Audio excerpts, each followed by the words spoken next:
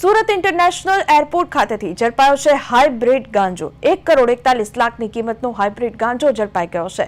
બેંકોકથી સુરત આવેલી ફ્લાઇટમાં આવેલ શખ્સ પાસેથી આ ગાંજો ઝડપી લેવામાં આવ્યો છે। ઝાકિર ખાન નામનો આ શખ્સ છે। સુરત ક્રાઇમ બ્રાન્ચે તેની ધરપકડ કરી લીધી છે।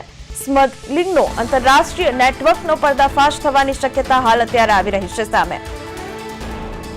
તો એરપોર્ટ પર હાઇબ્રિડ ગાંજો મળી આવ્યો છે, તેને લઈને હાલ અત્યારે સમાચાર સામે આવી રહ્યા છે। સુરતથી આ સમાચાર જેમાં હાઇબ્રિડ ગાંજો મળી આવ્યો છે। તો સુરત સમાચાર મહત્વના સમાચાર કહી શકાય। સુરતની અંદર એરપોર્ટ પર હાલ અત્યારે ગાંજો મળી આવ્યો છે, હાઇબ્રિડ ગાંજો મળી આવ્યો છે। હાઇડ્રોપોનિક વીડ કહી શકાય। આંતરરાષ્ટ્રીય ફ્લાઇટમાં આવનાર મુસાફરની હાલ અત્યારે ધરપકડ કરી લેવામાં આવી છે। એર ઇન્ડિયા એક્સપ્રેસની ફ્લાઇટની અંદરથી આ યુવક લઈને આવ્યો છે, બેંકોકથી સુરત આવી પહોંચ્યો છે। તો જાફર અકબર ખાને સુરત એરપોર્ટ પર સુરત સિટી ડીસીબી, કસ્ટમ્સ અને સીઆઈએફના સંયુક્ત કામગીરી કરી ઝડપી લીધો છે। તો આ જ મુદ્દે મારી સાથે સુરતથી સંવાદદાતા અરવિંદ લાઈવ જોડાવા જઈ રહ્યા છે। સીધી વિગતો મેળવીશું અરવિંદ પાસેથી। અરવિંદ, એરપોર્ટ ખાતેથી હાઇબ્રિડ ગાંજો ઝડપાયો છે, શું છે અપડેટ? બિલકુલ, સુરત શહેરમાં જે રીતે બેંકોકથી સુરત એરપોર્ટ ખાતે જે ગાંજો છે તેનો મોટો જથ્થો હાઇબ્રિડ ગાંજાના જથ્થા સાથે યુવકની ધરપકડ કરાઈ છે। અને મહત્વનું છે કે સુરતથી જે પ્રકારે ક્રાઇમ બ્રાન્ચ અને કસ્ટમ સીઆઈએસએફની સંયુક્ત ટીમ દ્વારા જે રીતે મોટો જથ્થો છે તે ઝડપી પાડવામાં સફળતા મળી છે, ત્યારે એજન્સીઓ પણ સતર્ક હોય છે। ત્યારે આ પ્રમાણે જોઈ શકાય છે મુજબ કે 1.40 લાખનો એટલે 1,40 લાખનો જે ગાંજો છે હાઇબ્રિડ તે જપ્ત કરવામાં આવ્યો છે। અને આ પ્રમાણે જોઈ શકાય છે કે સંયુક્ત ઓપરેશનમાં જે રીતે ગાંજાનો મોટો જે જથ્થો છે તેને બેંકોકથી લાવવામાં આવી રહ્યો છે, ત્યારે એરપોર્ટ ખાતેથી આરોપીને દબોચી અને વધુ કાર્યવાહી મોટી હાથ ધરવામાં આવી છે। એટલે આ સંયુક્ત ઓપરેશનમાં સફળ જે છે તે હાઇબ્રિડ ગાંજો લાવનારની સામે પોલીસે કડક એક્શન લીધી છે અને હાલ આ રીતની મોટી કાર્યવાહી હાથ ધરી છે। જી અરવિંદ, બેંકોકથી સુરત સુધી ગાંજો લાવવામાં આવ્યો છે, કયા પ્રકારે આ જે આરોપી પકડાયો છે ગાંજા સાથે તે કયા પ્રકારે ગાંજો લાવ્યો હતો? કોઈ પર્સમાં, બેગમાં કેવી રીતે સંતાડીને લાવ્યો હતો? બિલકુલ, જે રીતે ગોલ્ડ સ્મગલિંગ અને મોબાઈલ ઇલેક્ટ્રિકના સાધનો અને ઈ સિગારેટ જેવી કે જે રીતની સપ્લાય કરતા હોય છે ત્યારે વધુ એક ખુફિયા રીતે આ લોકો છુપાવીને લાવતા હોય છે। ત્યારે આરોપી 27 થી 28 વખત અલગ અલગ દેશોમાં ગયો છે અને જે રીતને આખી તેની જે તમામ લોકોને જે અને ખાસ કરીને એજન્સી કે લોકોને કઈ રીતે એટલે મૂળભૂત છુપાવીને જે રીતે લાવતો હોય છે, એટલે આ રીતે આરોપી જાફર પાસેથી 8 પેકેટ ગાંજાના જે છે તે જપ્ત કરવામાં આવ્યા છે।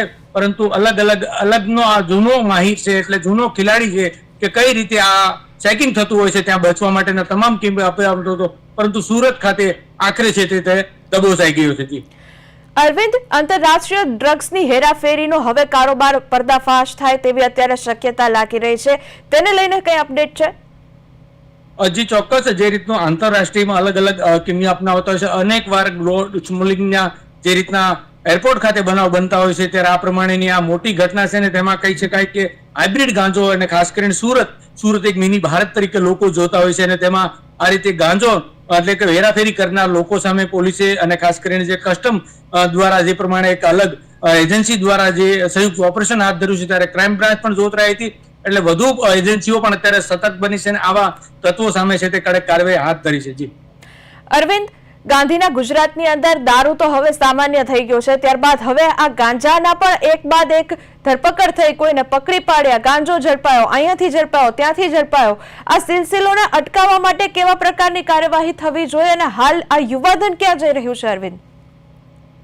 ચોક્કસ, જે રીતે આ દેશનું કહી શકાય કે યુવાધન ખાસ કરીને જે રીતે કયા માર્ગે જઈ રહ્યું છે અથવા તો દારૂ જેવી દૂષણની વાત હોય, પરંતુ આ રીતે હાઇબ્રિડ ગાંજો એટલે ઉડતા પંજાબ જેવી સ્થિતિ અત્યારે ગુજરાતમાં અનેક જગ્યાએ બનતી હોય છે, ત્યારે સુરતમાં ખાસ કરીને અલગ અલગ તમામ રાજ્યોમાંથી જે લોકો મોટા ભાગમાં રહેતા હોય છે, પરપ્રાંતિયો લેતા હોય છે, એટલે અહીંયા વ્યસનનું જે ખાસ કરીને જે દૂષણ હોય છે તેમાં વધારો થઈ રહ્યો છે। ત્યારે હાઇબ્રિડ ગાંજાનું પણ એક મોટું લોકો ખાસ કરીને યુવાધન છે તે પણ આનું વ્યસનનો જે ધરાવતા હોય છે અને તેને લઈને સુરત શહેરમાં આ રીતે અનેકવાર આવી ઘટના બને છે, ત્યારે વધુ એકવાર આ યુવાધનને કઈ રીતે બચાવવું એ ખૂબ સૌથી મોટો પ્રશ્ન છે. પરંતુ પોલીસ અત્યારે હાલ સતર્ક બની છે અને આવા જે વ્યસન ધરાવતા ખાસ કરીને જે હાઇબ્રિડ ગાંજો લાવતા હોય તેના ઉપર અત્યારે હાલ તવાઈ બોલાવવામાં આવી રહી છે.